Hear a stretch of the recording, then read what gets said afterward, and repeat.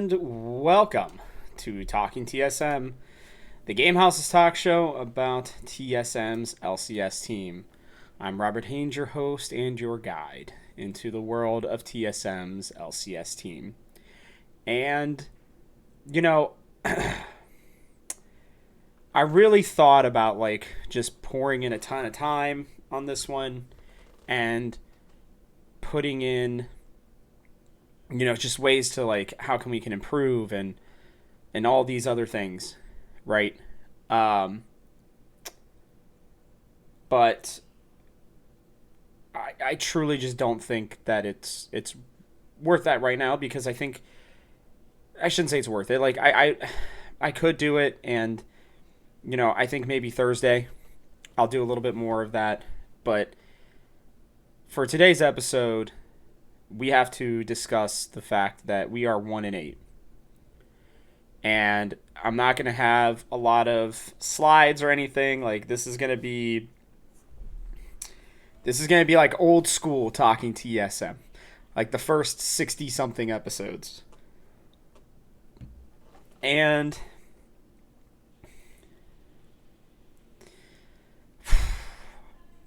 if you guys, for those of you who listen on audio only, could see me right now, I just feel so defeated, genuinely, and I know that you all do too.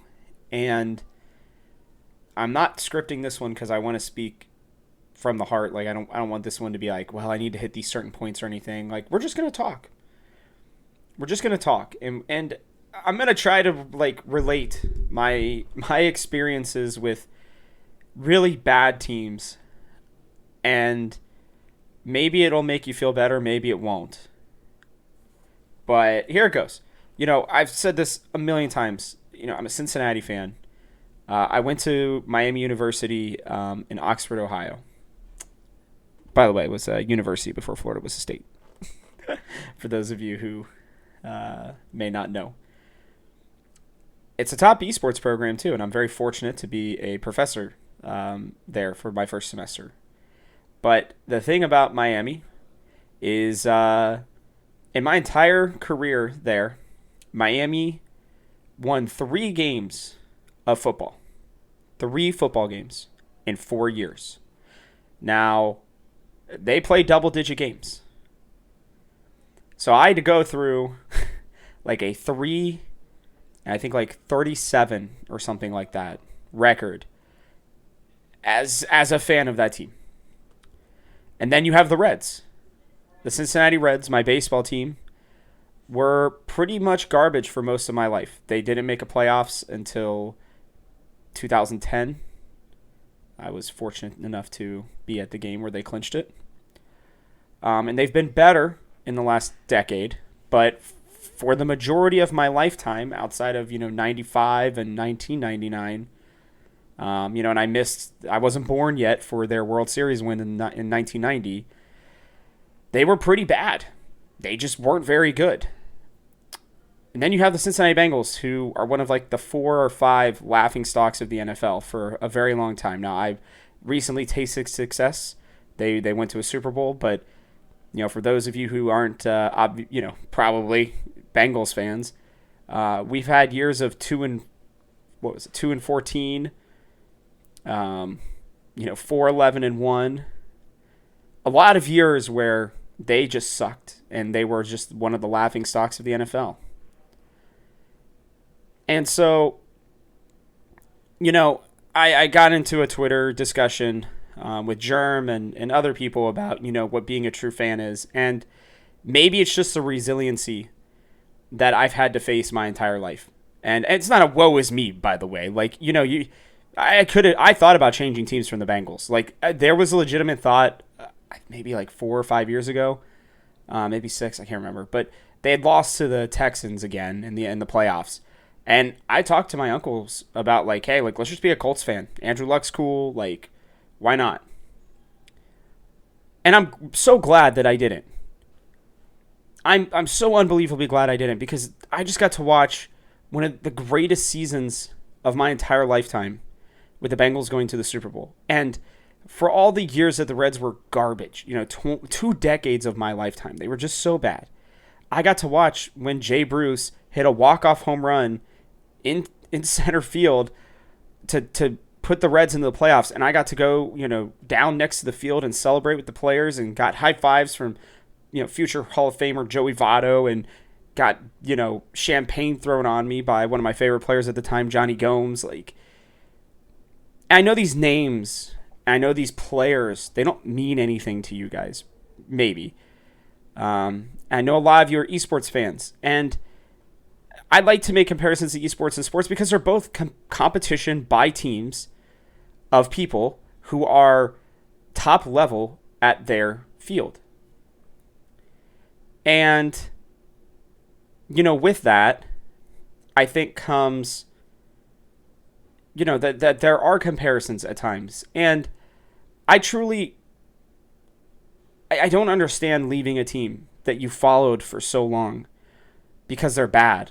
Like, that to me is bandwagoning. You're only there for the good times. You're not there for the bad times. And right now we're going through bad times. And I get it. I really do. I don't think you guys understand how much I get it as a Cincinnati sports fan. I mean, even our new soccer team, FC Cincinnati, was like the worst in the MLS this year. I think they won like 3 games. My entire life, my teams have been terrible for pretty much the majority of my literal existence on the planet Earth. TSM has been the only team, and I wasn't even a bandwagon. I was a fan of TSM back in 2011 or 12 when I just started watching Dyrus streams. I've talked about it on this show. And I just connected with him, and I was like, okay, like, I like this team. And then Bjergsen came, and I was like, oh my God, like, this team's awesome. Then we started winning a bunch of championships, and IEM, going to Worlds, disappointing every time, but still going. And I've created a bond with the brand. I've created a bond with whoever comes in because, yeah, I'm a fan of Bjergsen. I can tell you this much. If TSM's going to suck this year, then I'm going to be rooting hard for Bjergsen and TL. I like TL okay anyways, but like, there's nothing wrong with cheering on another team that has your favorite player on it. But I said this on Twitter, and I'll say it again here. If you leave a team because your favorite player leaves the team, then you were a fan of that player and the team that they are on, not necessarily a fan of that team. And to all the fans out there that are considering leaving, what are you going to do when the team gets good again? Are you just going to be like, oh, yeah, I was always a TSM fan? Like, no, you weren't. And it doesn't matter, technically. I mean, the only people who are going to know are your social circle. But, I make the argument for you to just stay because here's what I'll tell you. If you just follow teams that are winning all the time, then all you're ever going to feel is disappointment when they don't. Like, if this TSM team figures it out once the summer starts and comes out and just absolutely starts smashing people and finds a way to make it to playoffs and then make it to Worlds, do you know how much more satisfying that's going to be? Do you know how much better that you would feel as a fan to be like, hey, I stuck through the rough times. I stuck through when the team was 1-8. And barely won their one game. I was there when they were the worst team in the LCS for the first time ever. I challenge all of you who listen to this show, who are TSM fans, and those of you who aren't, when your team sucks, right? I mean, TL pulled the same thing, guys. I think people forget that. They were in the middle of their dynasty even, though. It wasn't like us where they were rebuilding or trying something new. And they still sucked. They had a terrible split. I just challenge everybody to, when you pick a team, you don't have to stay with them the whole time necessarily, but, because like, especially early on in your fandom, you just might connect with somebody or something differently. But once you become a fan, you should try to stay with it. Because the bad times will breed good times eventually. Like if CLG, which I believe they just won 2 of their 3, including beating Evil Geniuses this weekend, just like an hour ago. Guess what? If they start fighting, winning, and getting to the playoffs, do you know how many of the die-hard CLG fans are going to be the ones who are sitting there like in tears that their team is actually doing well, and that they stuck it out through the many, many, many years that team has been bad? The payoff is going to be huge. And so I challenge all of you. Don't leave. Because I think that you will love it when this team figures it out. Because truly, there's one person that I have faith in this team right now. And that's Dominic. I truly believe Dominic Callis is turning things around.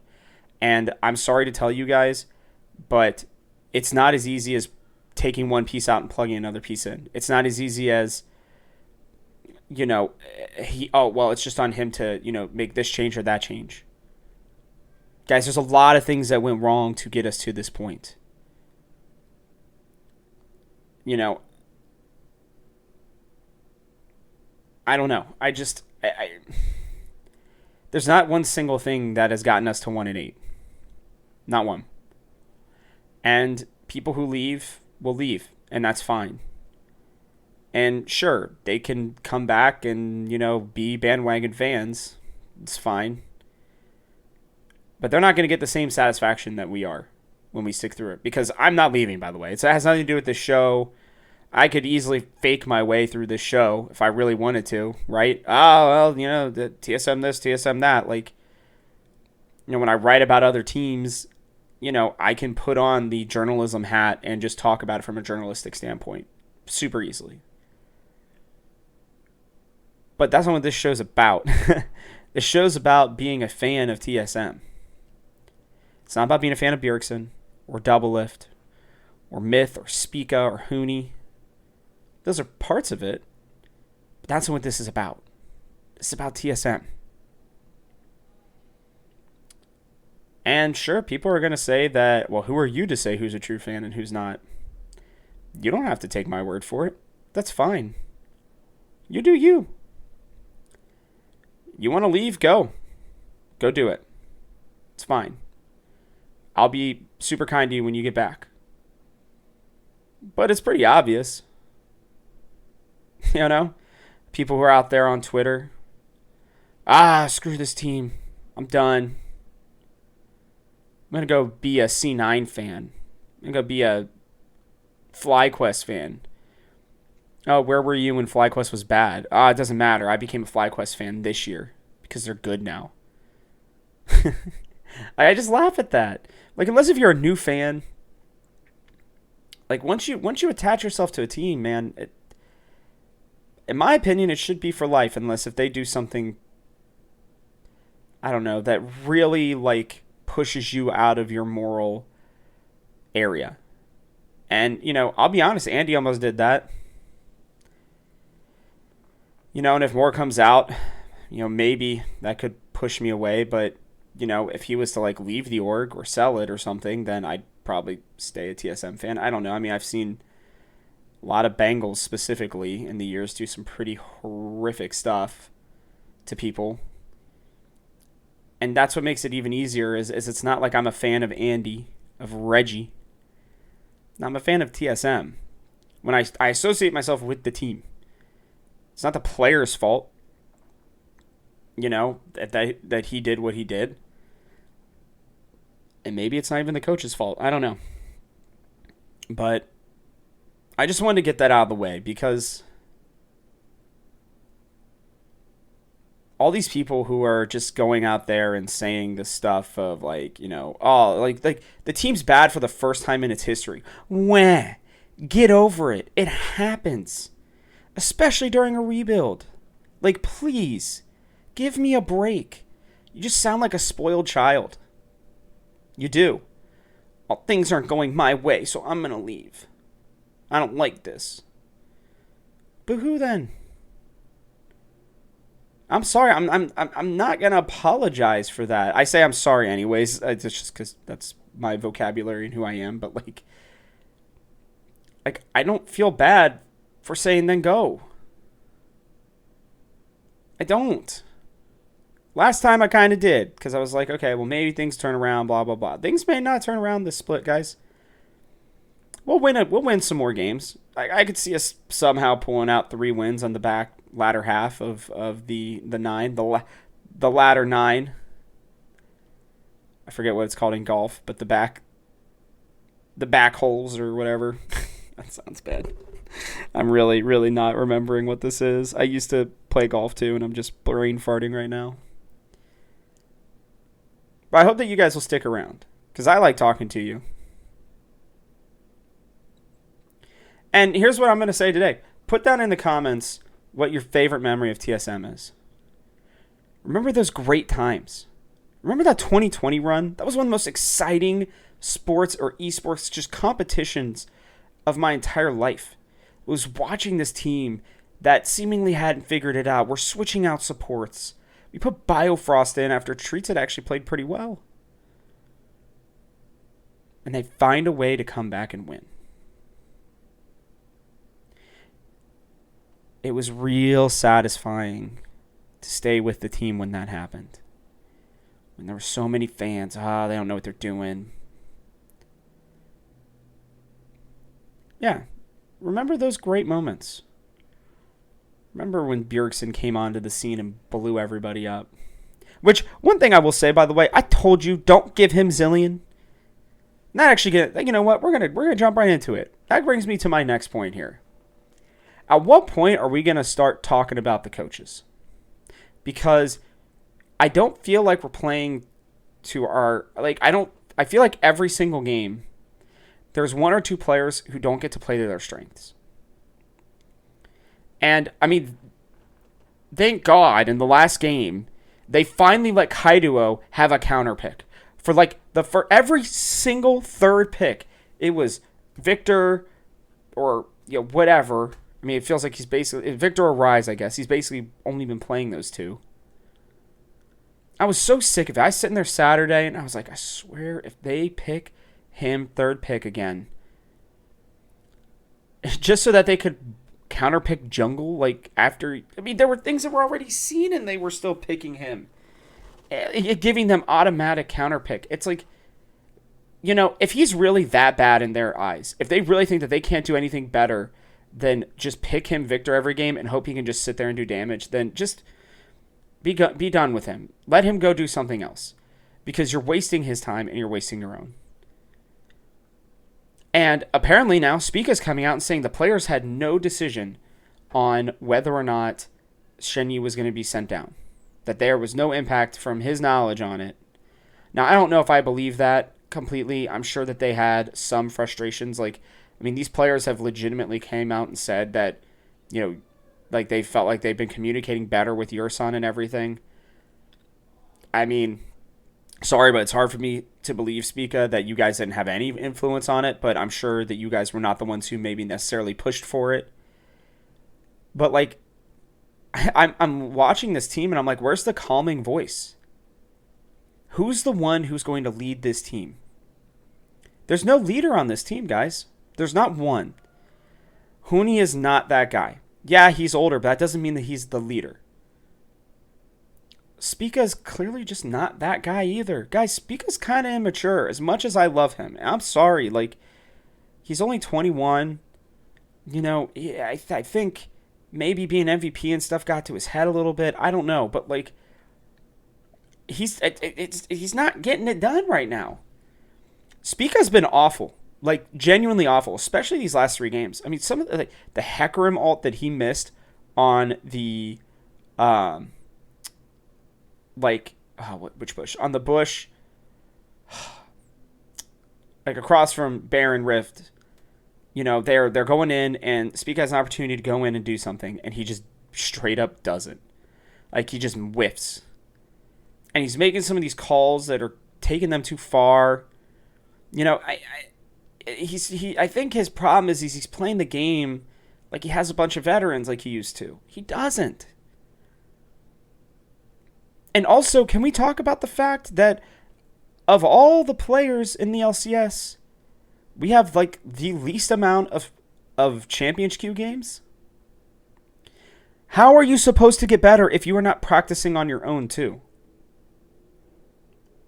Like if Spica and Hooney and Tactical and Kaido and Yursan are burning out already, from practice and everything, then maybe these coaches should give them a little bit more time to go practice on Champions Queue. Like, it's very clear right now that the players who are doing well are on Champions Queue. I saw I think it was Travis who was like, wow, like these like look pretty accurate to where it's at. I think only C9 was the only one that was completely off, and I don't know, they just seemed to figure it out. I mean, Summit's a beast. Berserker's going to be really strong. Fudge figured out mid lane way faster than I thought he was going to. Blabber's still very good. And I thought Winsome was going to be a complete question mark. Very wrong on that one. He's actually been okay. Not great, but okay. And it's like people are like, oh, get rid of Kaido or whatever. Like, no. I don't think this kid's ever been really given an opportunity. Like, in so many team fights now, I don't know if this is his decision or not, but he looks so uncomfortable because it's all he's doing is catching farm every single time. I feel like all I'm doing is watching him play Farming Simulator, and he does okay in lane. He's not bad. He's solid. He's able to keep up at a minimum. But where is the coaching right now? Like, I don't see it. I don't see them getting better. Like, Kaze is tweeting about it and Chawi's talking about it in Legends. I feel like we were better with Shenyi. Like, Yursan came in and gave a little stability, and I was thinking, okay, maybe this week he'll be able to step in and really make it happen. And that kid's just he's constantly out of, position. He just feels like he's kind of on different pages. I mean, today he died jumping back in with a Q when you're playing Jhin, and you don't have a ton of early damage with Jhin, unless if you have fourth shot. And like Tactical missed so many W's today, I can't even count them on two hands. There's just so many things wrong with this team right now, and I don't think there's a clear solution. There's not one move. There's not one magic thing that's going to make this team better. There's just not. And the sad part is our academy team sucks too. So it's not like we can bring somebody in and be like, oh yeah, we're going to be better now. Shenyi doesn't even sound like wants to play with the team, right? I mean, from his own personal communications. And, even Bjergsen's freaking trolling them, going back and forth between Shen and then Master Yi. It's like, thanks, Bjerg. Like, you clearly hate us right now. Like, wow. You way to just really digging into your former players / friends. I mean, I get trolling, but geez, bro. I mean, and you got poor Yursan out here, getting free Shenyi. These are people, man. Oh, and can we talk about that for a second, too? Leave people like Dunk alone. I know that he gets a little bit of a big head sometimes when he tweets. Like, he does like the banter, and clearly he doesn't like it when it comes back to him, and I get that. It's fine. I get it. Like, I do. It sucks right now what he is having to go through. But can you guys not harass him about freaking decisions that he has no control over? If you guys want to razz him a little bit for other stuff, I get it, man. He does it to a lot of people, and I love that about him. I think it's fun. It makes him super interesting. Him and Portillo are pretty much like, I think, the two biggest social media voices in esports, for their teams. And, he's a diehard fan, and I freaking love him for it. I think TSM report was great. And, again, like, if you guys want to razz him a little bit for things that he said in the past and stuff, go for it. But if you're going to sit there and harass him, especially about, like, roster decisions and stuff like that, get out of here. Like, leave, like, stop. Stop that. It's so unnecessary.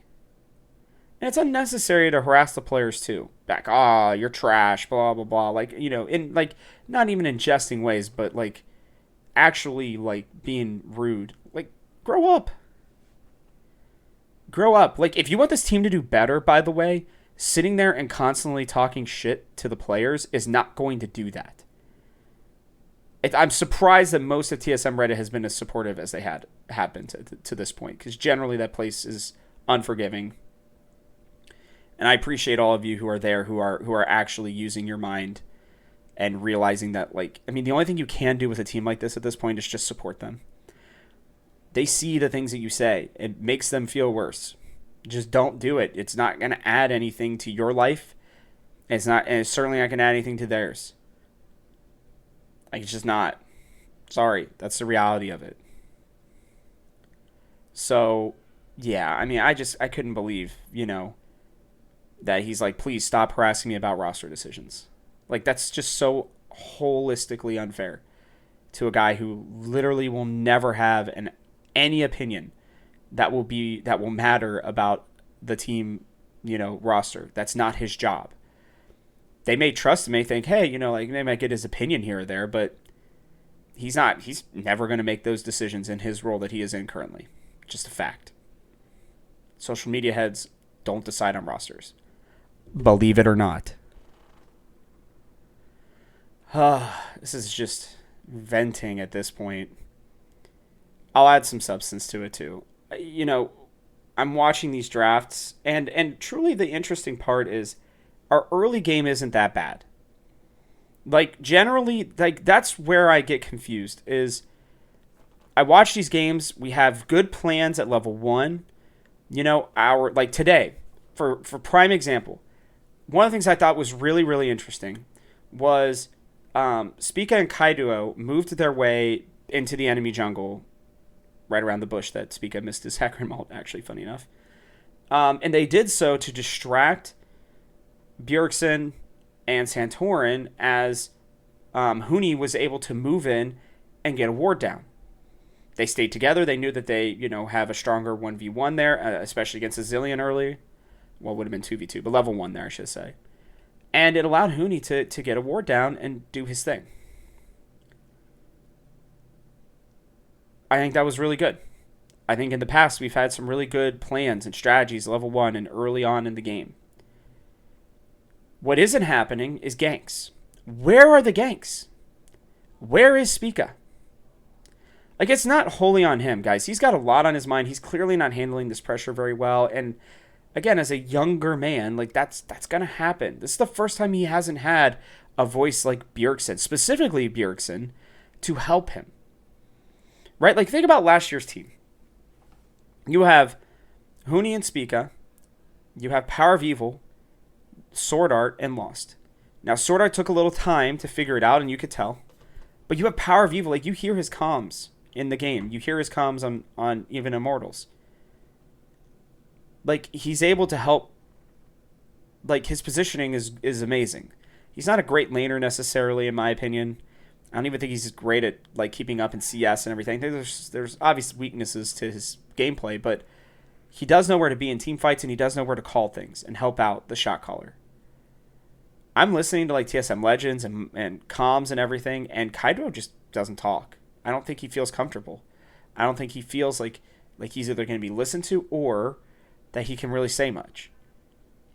And it's really sad, honestly. Like, I feel bad for him. I think he's actually a lot more talented than what he's been able to show, but I just don't think that they're allowing that to happen.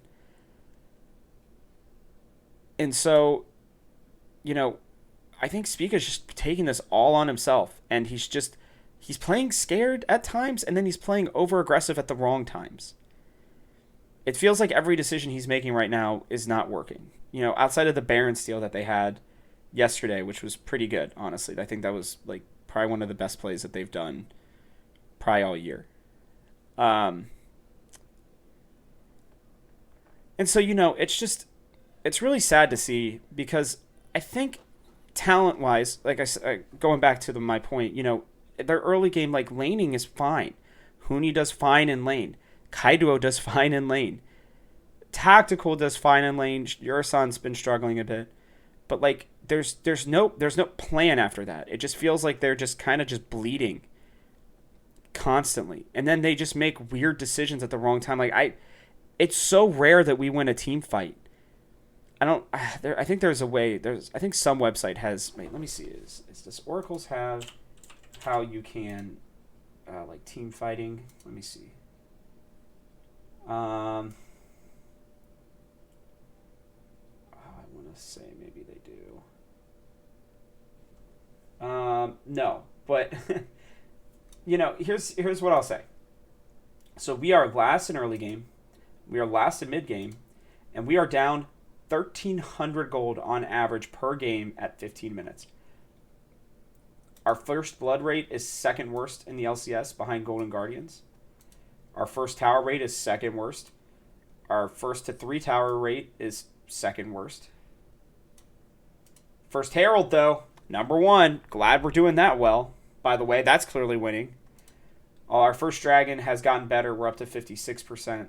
Our Dragon control rate as a whole, though, is 35% because we're constantly losing by that point. First Baron rate, we're worst. Baron control, we are the worst. Lane control, we are the worst. Jungle control, we are the worst. We're placing a ton of wards, but it's clearly not getting us enough vision to do anything with. I don't know, guys. I mean, it's just absolutely nothing that we are doing is working right now. And, I just have concerns that, a lot of this is getting put on Spica because he's the former MVP. And I think he's feeling a lot of the pressure. But the thing is it's like interesting when you listen to, legends or comms, again, mic check and stuff, they're singing, they're laughing, they're having a good time. And it's just like, I don't know where this team's mental is at. I can't even tell. They're sad when they lose, but they're, I don't know, happy before games, which is good, I guess. Like, I would prefer for them to be that, but I don't know, man. I mean, it's a mess. I mean, it's truly just a mess. Every single area of the game we're not getting better at. And this goes back to my even further back point. What is coaching doing right now? What are Chawi and Kays and Peter Zhang, like, what are they doing right now? It's not all on. I'm again, it's a combination of a lot of things, but like, maybe with Chawi, being a new coach and everything, like maybe that's why they made the decision. It was just easier to only have to, talk and explain things one time in English. And, then they can kind of explain things to Kaido a little bit on the side instead of having to do both during the meetings. I don't know. But at this point, I'd been told that, potentially the team would be looking at, blowing up the whole China idea and, allowing both players to go back. I'd never put this out there because it didn't feel fully substantiated at this point, but I think now they've got to at least consider it because I just don't know what's going to change if they even want to try to show progress heading into the summer. And it's not their fault. I don't think it's Kaido's fault. I don't think it's Shinji's fault. I don't think it's Yurasan's fault. I don't think it's any of the players' fault necessarily. It's just like they're not mixing. And at some point you got to wonder, are they just going to call Jensen or Jizuke? Are they going to, call Ignar, ask him to come in? I mean, XL got Mickey, and they got a lot better, a lot faster, and are going to probably make playoffs for the first time in their team's history. I say probably because we still don't know. They got Super Week next week, and that's going to be a tough one, I'm sure. But, yeah, I mean, at this point, I mean, here's what I see happening. We're very lucky that Spring Split really just does not matter. Like, we are seeing the worst of the worst from basically all of our players right now. I mean, just none of them are playing extremely well. I think Tactical, after the first couple games, has been pretty solid. But, he's been kind of handicapped with one bot laner or one support who's just was clearly not on the same page with, and then with your son who's just not as mechanically gifted. He's not bad. He's really not. I mean, I think he's okay, but it's just he's not as mechanically gifted as some of the other supports in the LCS. And where you go from here. If I'm TSM, I'm just looking at people to buy during the summer. I mean, you could theoretically upgrade at every single position. And by the way, if I'm them, I'm cutting most of the academy kids, guys, people, players. Sorry. And I feel bad to say that. I don't want people to lose their jobs, but this team's not getting better. Something is not working. Whereas something worked last year. They were an okay academy team last year that actually made a pretty deep run.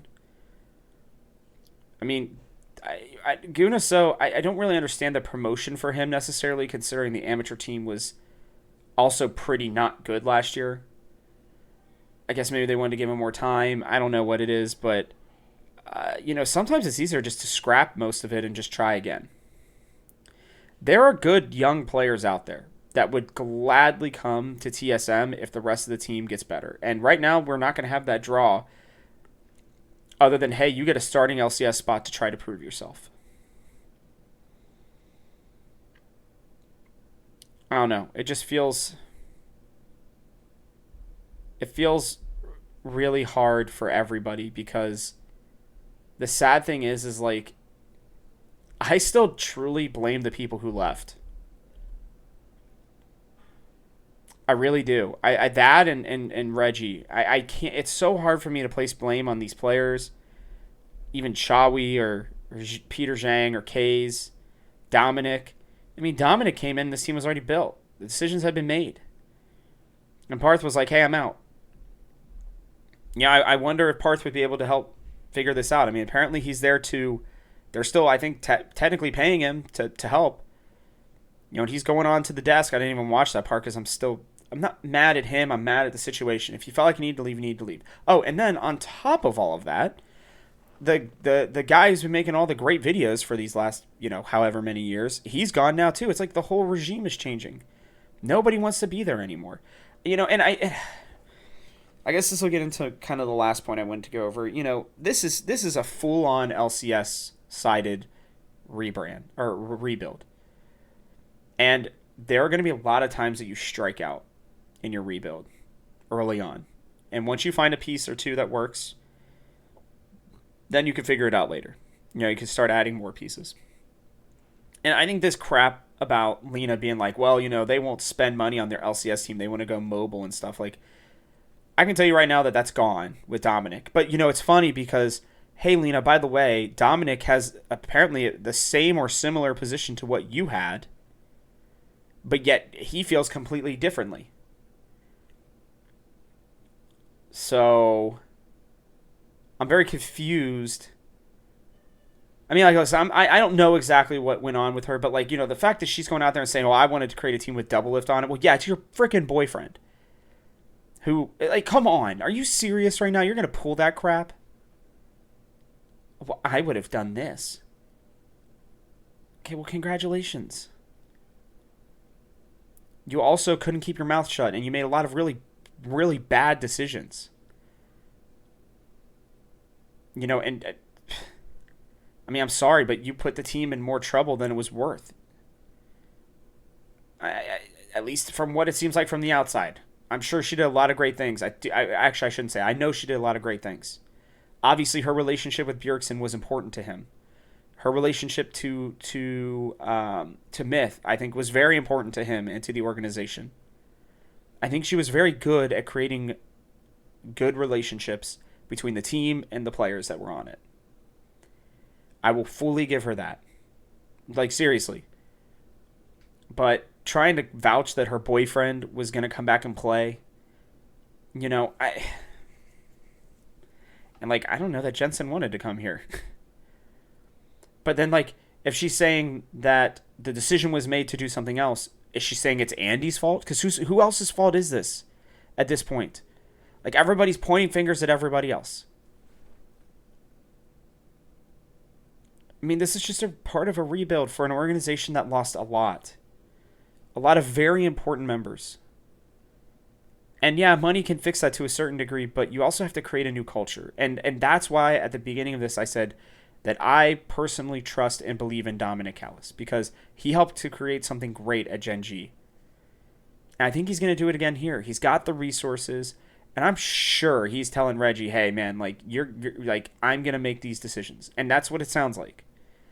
That is his job. Reggie's the owner. He's not the one who's gonna come in and be able to do stuff anymore. I don't believe that, and it's been really tough. I think that this break in May, April and May, because we're probably not gonna make playoffs, so April May is going to be very good for this team to really strategize and refocus on what they need to do to be successful. It would not be surprising to me to see everybody gone except for maybe Spica and Tactical. And also, by the way, it may be a problem that Spica is as close to Tactical and Hooney as he is. Just saying. That may be a bit of a problem. Sometimes playing with your friends, like your really good friends that come in to play with you, works, and sometimes it doesn't. And by the way, just saying that you can buy talent and it works doesn't always work either. Look at Vitality. They're going to probably barely make playoffs. And they have 5 extremely talented, uber talented players who are probably top 2 at their position. Maybe top 3. But it doesn't matter because sometimes things just don't mix. It doesn't matter how much talent you have. Things sometimes just don't work. And in rebuilds, I mean, if TSM's really going to be a team that doesn't spend all of their money necessarily on LCS talent, then fine, guys. Like, Liquid's going to be the one that does. Cool. That's the Yankees. There are ways that you can win, like FlyQuest are doing right now, without having to spend money. So that narrative is entirely going to need to be thrown out the window. And just because you win in spring doesn't mean that you're going to make it to Worlds. Think about Dignitas last year. That team was amazing in the spring split, and then they were just crap. They couldn't figure it out. And yes, Stardock left, but whatever. They still had a lot of bad decision making in terms of their team, cohesion, and they struggled in a lot of different ways. And FlyQuest again. I mean, they're doing it. They're doing it on a budget right now. They're winning on a budget. They are balling on a budget, man. You can do it. It just comes down to better scouting and better decision making when it comes to signing players. And TSM took a risk. We all knew that they did. And apparently it's just not working out. But the sad thing is, again, I don't think it's the players that are coming from China that are necessarily the problem. It feels like everything is the problem. They may be part of it. Like, I'll be honest. I watched a little bit of Kaido's film, what I could find. This guy looks so uncomfortable here. It is awful. And I feel so bad for him. Because at least on the other team, he was playing with a mentality of, screw it, I'm just going to do what I can. On this team, it feels like he is constantly being held back.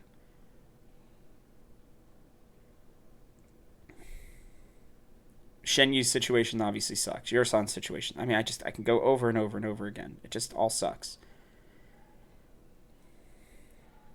And that's okay. I mean, guys, this is kind of part of it. This is part of the journey. Not everything's going to go your way all the time.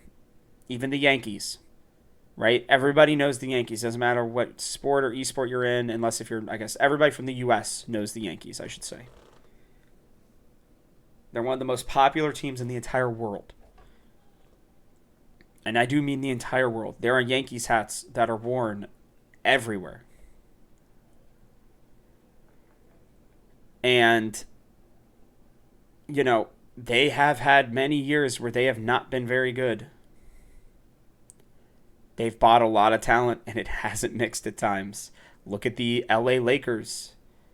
If you're an NBA fan, they may barely make the freaking playoffs, and they have LeBron James, Anthony Davis, and, all of LeBron's friends like Carmelo Anthony and all this stuff, and they still can't win games.